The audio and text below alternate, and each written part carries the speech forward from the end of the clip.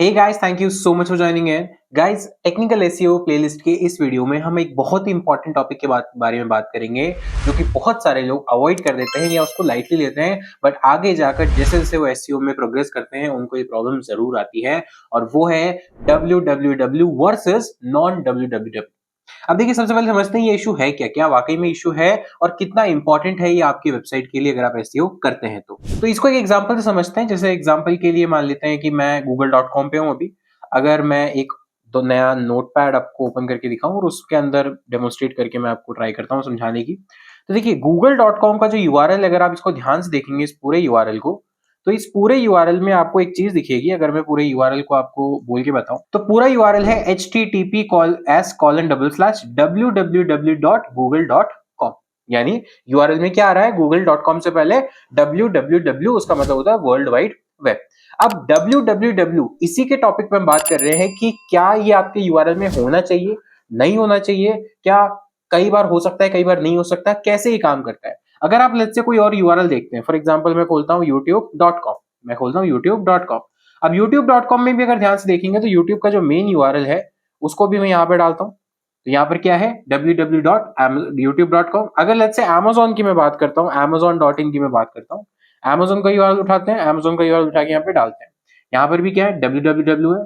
अब कोई और यूआरएल उठा के देखते हैं। अब यहाँ पे एक और वेबसाइट है, दैट इज x.com, जो पहले twitter.com थी। तो अब इसका यूआरएल अगर उठा के देखें तो इसकी यूआरएल में आप देखोगे तो सिर्फ x.com लिखा हुआ है। तो अब ऐसा क्यों हो रहा है कि कुछ यूआरएल तो ऐसे हैं जिनके अंदर www आ रहा है और कोई यूआरएल किसी वेबसाइट का है जिसमें www नहीं आ रहा है।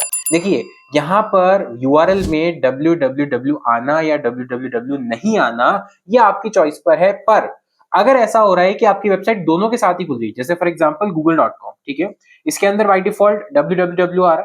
तो अगर मैं इस यूआरएल को कॉपी करूं, पेस्ट कर दूं, और मैं चाहता हूं कि मैं जब यूआरएल एंटर कर रहा हूं तो मैं ये हटा दूं, यूआरएल में से www में हटा देता हूं एंड देन एंटर करता हूं, तो देखते हैं कि क्या google.com खुलेगा। हाँ, google.com खुलेगा, बट लेकिन जैसे ये वापस रिडायरेक्ट हो गया, किस पर रिडायरेक्ट हो गया, वापस अपने ओरिजिनल यूआरएल www.google.com पे रिडायरेक्ट हो गया। इट मींस मैं कुछ भी कोशिश कर लूं, जब भी google.com खुलेगा हमेशा उसके अंदर www आएगा। ये google.com ने डिसाइड कर रखा है।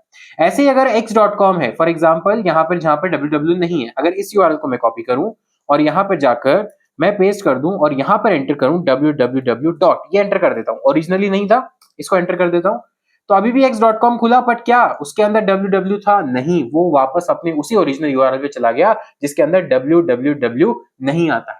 इट मींस आपकी वेबसाइट को किसी एक चीज को ऑप्ट करना पड़ेगा। या तो आप बोले कि मेरे सारे यूआरएल में www आएगा, या आप बोले कि नहीं, मुझे www की नीड नहीं है।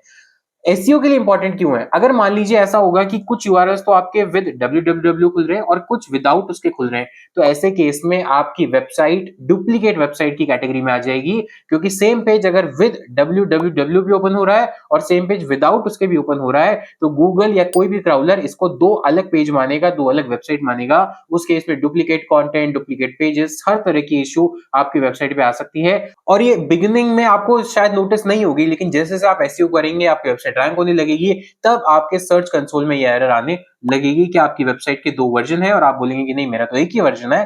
पर ये प्रॉब्लम क्यों आ रही है? क्योंकि आपकी वेबसाइट विद www भी ओपन हो रही है और विदाउट उसके भी ओपन हो रही है।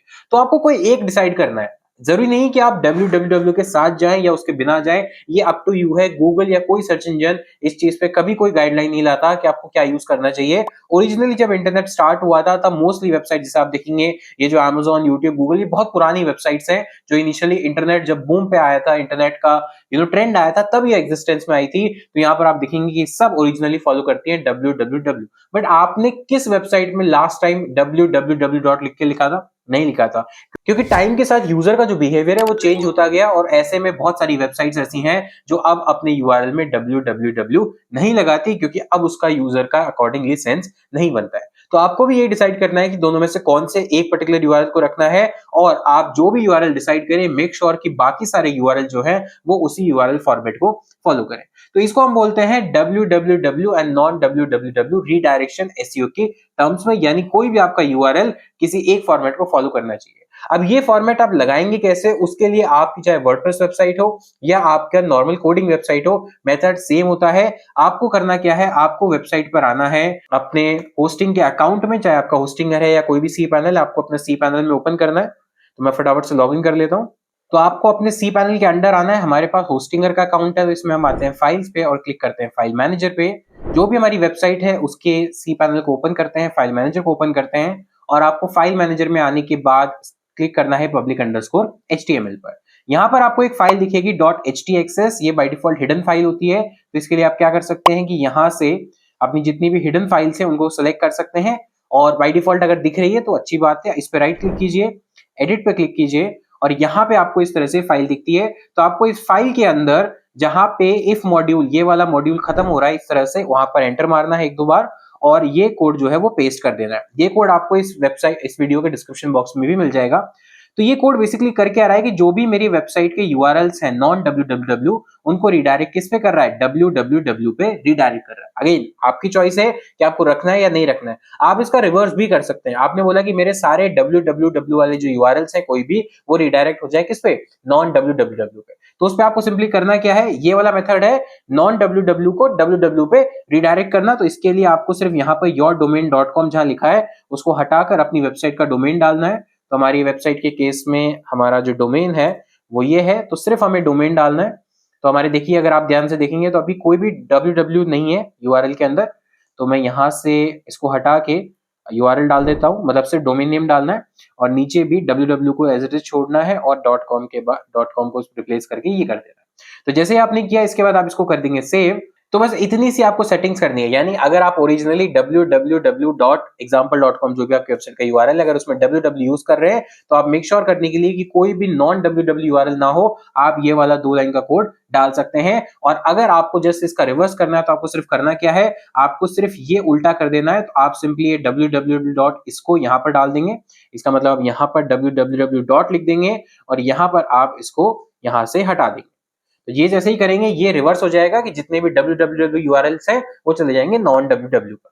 चाहे आप कोई सा भी यूज करें विद www या विदाउट, उसके आपको कोई एक फॉर्मेट फॉलो करना पड़ेगा। अगर दोनों ही केस में वेबसाइट ओपन हो रही है तो ये डुप्लीकेट वेबसाइट की कैटेगरी में आएगा और 2 अलग वेबसाइट कंसीडर होने के केस में आपकी वेबसाइट पर सर्च कंसोल में एरर दिखाई देगा और आपके एसईओ पे भी इंपैक्ट पड़ेगा। तो गाइज ये था एक वीडियो जिसमें हमने सीखा बहुत ही इंपॉर्टेंट एस्पेक्ट, वो है www वर्सेस नॉन www कौन सा चूज करना चाहिए। मिलता हूं आपसे नेक्स्ट वीडियो में, तब तक के लिए take care, thank you so much, have a nice day.